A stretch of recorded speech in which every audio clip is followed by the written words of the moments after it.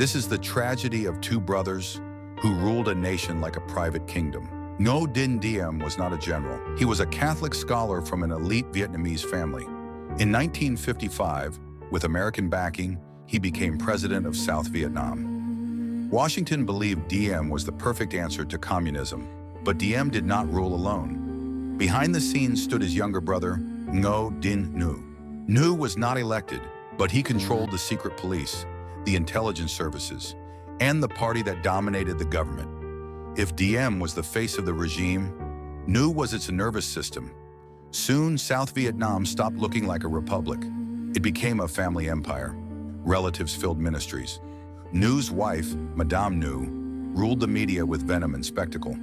Opposition newspapers were closed. Political rivals were jailed. Critics disappeared. South Vietnam was overwhelmingly Buddhist. Yet Diem openly favored Catholics in promotions, land, and protection. By 1963, Buddhist communities were openly protesting discrimination. Then came the image that stunned the world. A Buddhist monk, Thich Quang Duc, burned himself alive in a Saigon street.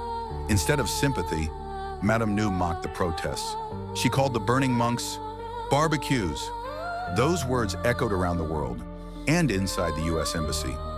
Washington began to see the truth. The brothers were not stabilizing South Vietnam. They were destroying it. Ngo Dinh Nhu believed the greatest danger was not the communists. It was the South Vietnamese army, and even the Americans.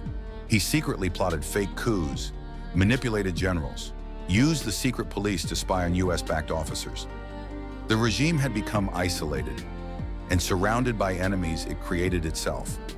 In late 1963, South Vietnamese generals quietly approached the United States.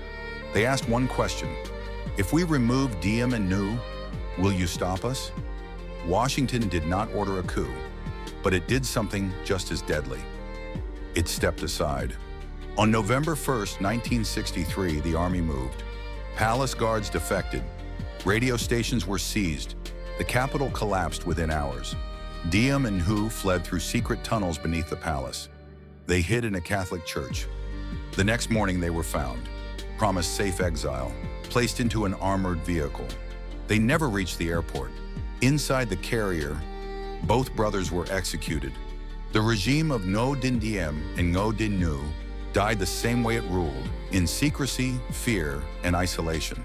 This was not simply the collapse of two brothers. It was the collapse of a vision built on family rule, paranoia, and foreign protection. If you value powerful stories of resistance and independence, subscribe to Histent.